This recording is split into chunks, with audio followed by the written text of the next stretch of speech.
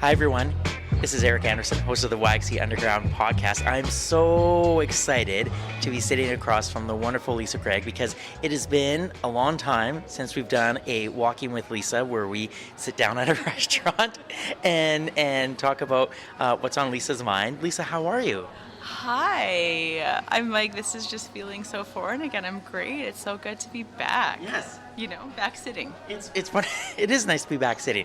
For any listeners out there who have been wondering where has Lisa been, this is on me because I really overbooked myself and the podcast for the first 4 months of season 8, and there was lots of things going on, and I sort of took it upon myself, like I want to do more community things as well as the feature interviews, and then I didn't have time to come have lunch with you. So thank you for making time for me. Calm down on a public apology for taking extra time to highlight and showcase all of the amazing people and things of Saskatoon. That's what you've been doing for the last 4 months. Well, thank you for saying that. But I know listeners have been wondering, and I just selfishly, it's just lovely to spend time with you. So thanks. Where are we right now? We are at Moto in Riversdale, and this is Eric's first time eating here. Yes. And if you have not, just come. It's delicious. I have a bento box in front of me, and you have just a beautiful dish in front of you. Yeah, the bibimbap. I just said that so wrong. I was like, oh my God, Eric's going to make me say the thing I can't say. I butcher language all the time. It's honestly like dinner spot too, but I love it as a lunch spot that I think a lot of people overlook. Yes, very nice. Yeah. Lisa, what is on your mind these days? Oh my gosh, Eric. Let me see here. Oh, okay. This is actually what I've been wondering about or thinking about. Have you been noticing the 2016 trend on, social media? Yes. Yeah. Yes, I have been.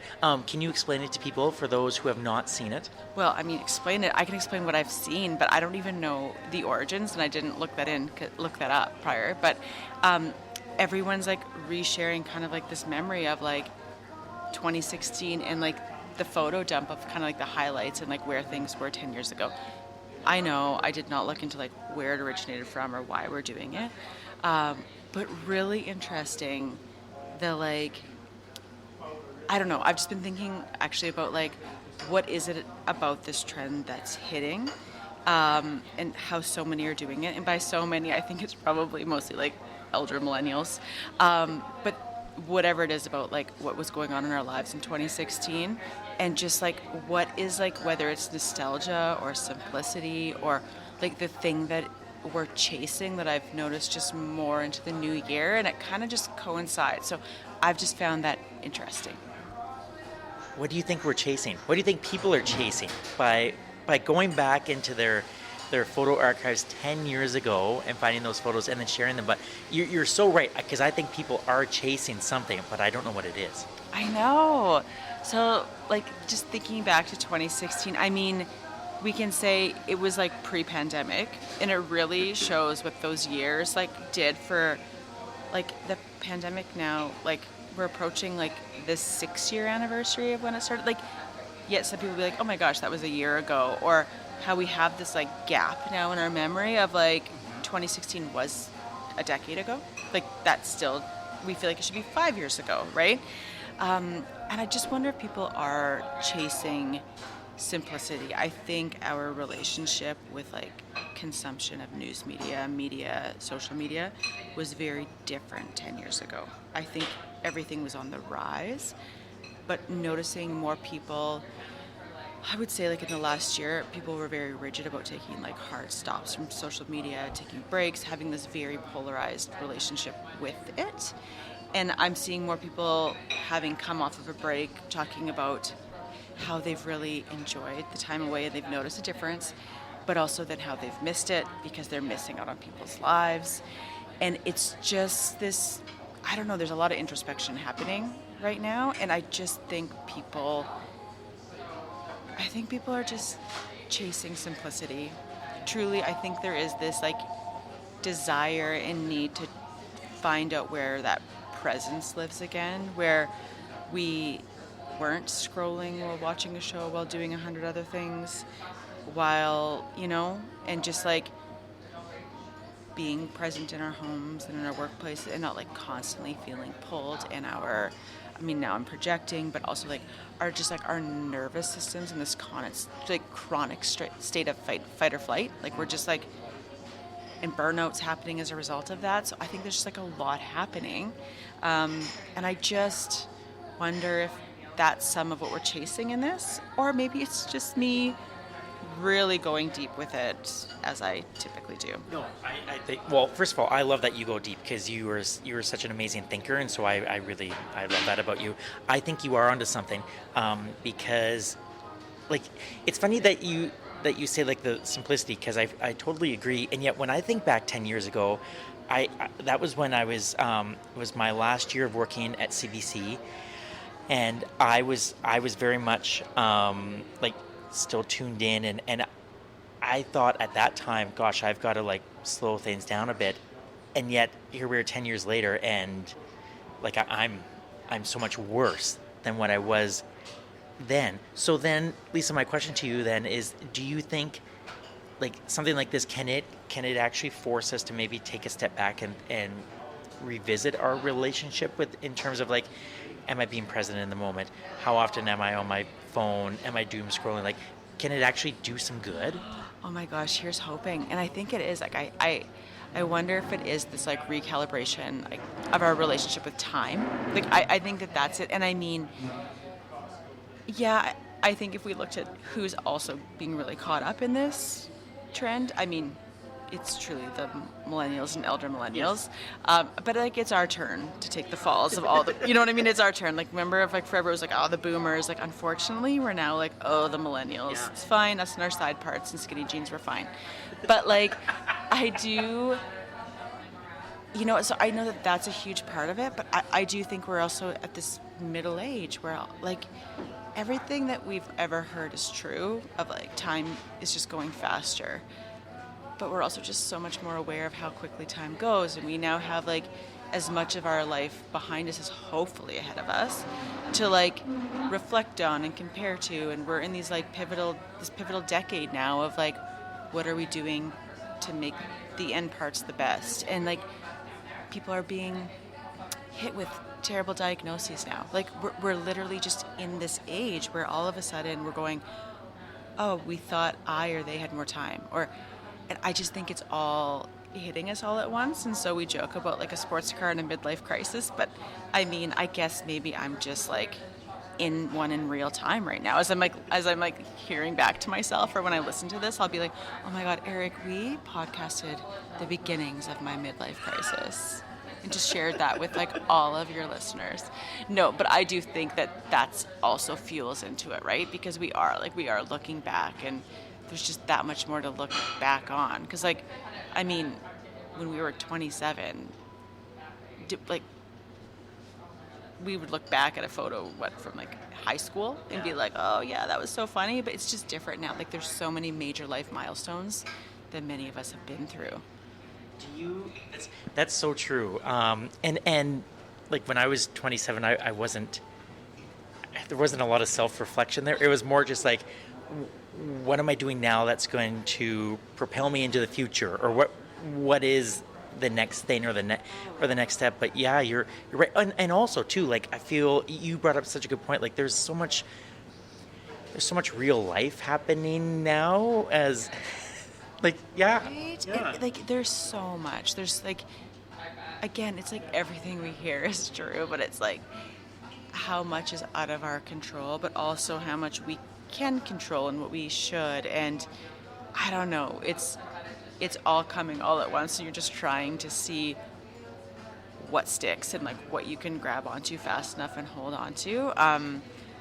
But I do think like this, like the nostalgia, I don't know that it's like even rooted in this like, oh, this like longing or regret or I woulda, coulda, shoulda. I just think it's like, wow, that was a long time ago, and those look like different people. Or like, did I think that person knew where this person today would be? Or like there's that trend like 6 months ago, maybe I saw people sharing about like, if I was to meet my former self for coffee, what would I say? And it was just like really fun to like just see that some people used it. It was quite humorous, and some people's are very deep and meaningful, and there's like these beautiful like love letters almost to themselves, right?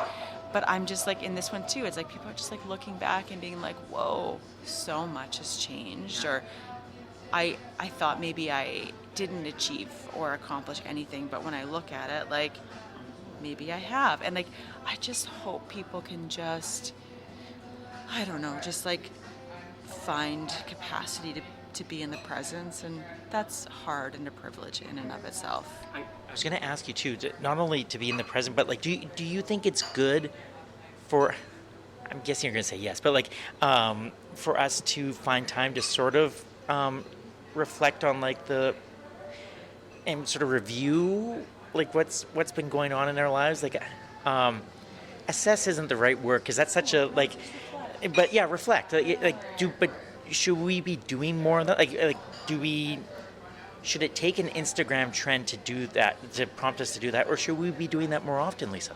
I mean, that's what it takes though, right? It seems for us, it seems like, and this isn't layered with some like blast of someone. I literally just haven't done it because I'm overwhelmed by the thought of, oh my gosh, now I need to go back into an album and find these pictures, and what would I choose? And like, right, welcome to like inattentive ADHD, where like I go down these rabbit holes of thoughts, and so I do nothing.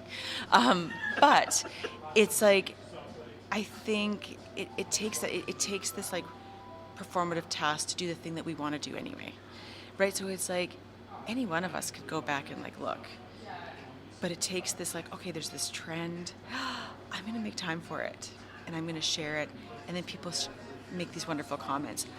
Listen, external support and gratitude and affirmations, like I'm here for that. And so this isn't me saying like, well, it took a trend for you to want to share. No, it's beautiful. I love it. It's like when people share back to school pictures of their kids and whatever. Yeah. But I think sometimes we just require more extrinsic motivation now more than ever, where it's like, okay, I can get on board with this. Or like, okay, I'll do it now. I can't do it for myself, but I could do it to like post here.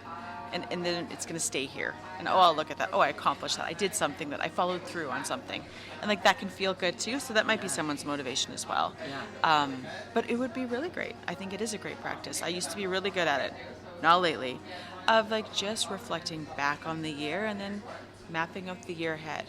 And it's so fun because you just really get to center yourself on like what is important and what matters. Because it's really easy to get caught up in like what everyone else is doing and what you're seeing, and we're consuming perfectly curated things all of the time, so we want more. And you know, Amazon wins with all of the packages that come to my door. You know, Ross will be like, yes. And this constant state of like self-improvement, and I'm using air quotes that can't be seen, but it's like, no, we're just seeking, right? And I think at the end of the day, we need to remember that like if all of that goes away, like what matters? You know, and like it's hard being a human. Our human suits are so hard and heavy sometimes, right? But you know, everyone's doing great. But I think I think it's like, if anything, just carving out time, whatever that looks like. And even if it's like, it's not even the year, it's like the week. Yeah. My God, it's like for your work, just trying to even get rid of the Sunday scaries by like either Friday taking the extra time to like shut down to set yourself up for Monday on Friday, or on Monday morning blocking off time to just center yourself in the week so you're not hyperfixating on it all day Sunday and ruining that day either. Like there's just like little things I think where it can get integrated. Yeah. That doesn't have to be this big reflection and mood board. You know, it can be anything. You know, I'm not asking you to like bring back the magazines and cut it out and do these vision boards. Do that too, but like you can make it simple. Yeah. Yeah.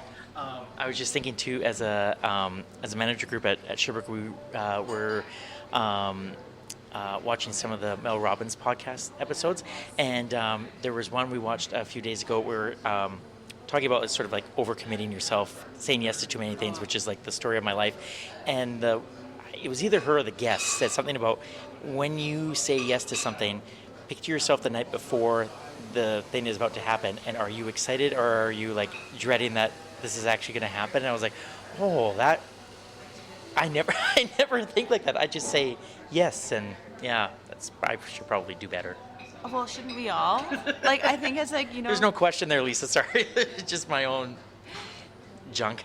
No, but that's the human experience, and it's so true. It's like we do overcommit, or like, when we're like, oh, will future Lisa be happy with this decision, or like we'll go to do something, and it's like when we cancel plans, I think like having grace for people, not like flaking out or just not showing, but it's just like naming the thing of like, I need to cancel because past me really wanted to be this person.